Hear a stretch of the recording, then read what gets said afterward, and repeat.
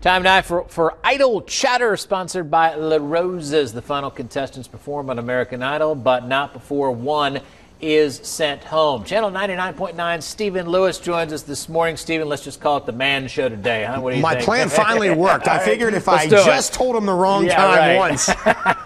Yeah, Faith and Ann taking a break today. We'll see them next week, though. And what a show last night. An incredible performance. And tell me if you agree, by Tyanna. Let's listen in a little bit.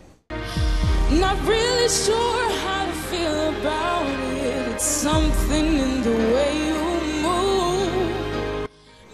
Stay by Rihanna, and I'm not a music expert. It sounds just as good as Rihanna, though. Do you agree or not? It was a great cover. It was a good performance, a strong song, and I think she's got a lot. We've been talking the last couple of weeks since this has really got into a competition. She's definitely one of the front runners. She's got a good stage presence. She's got an incredible range with her voice, and she can do multiple different things, which has been really fun to watch so far, which I think is always why she's coming in ahead of the pack. Is that a little bit of a comeback for her last night, according to the previous couple of weeks? Yeah, I mean, she struggled a couple of weeks, but I think she's got a likability factor, and I think that's carried her. But yes, last night, definitely one of her strongest performances. All right, well, you may not admit it, Stephen, but you're a member of the Jax pack. Card carrying. Yeah, right. Yeah, no, he's not really. But here's Jax last night.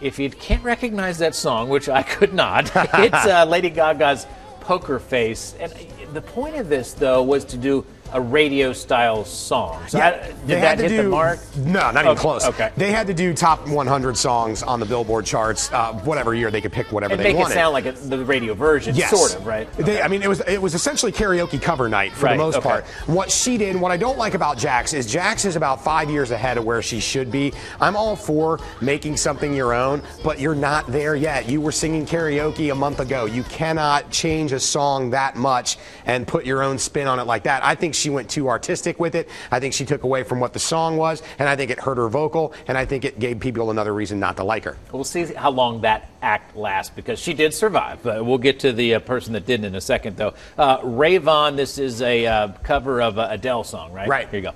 I set fire to the rain and a fire to the flames.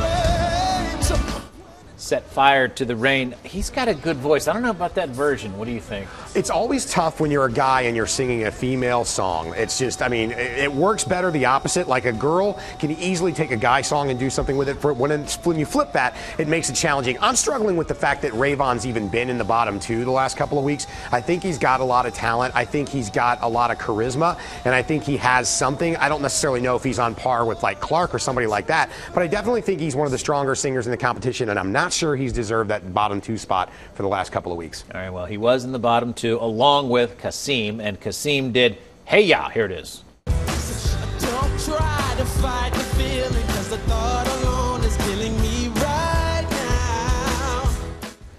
Well, the judges like this guy, and do you?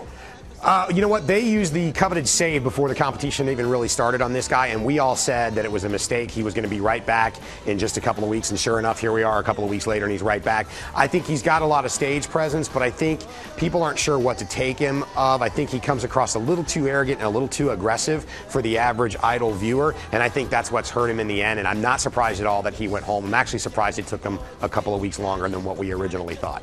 Yeah, so he does not get the vote, and he says bye-bye. And American Idol back next week, Wednesday night, 8 o'clock, right here on Fox 45. We'll say bye-bye to you as well. Sure, can we do the Man Show again next week? Let's This was do it. cool. I think we should.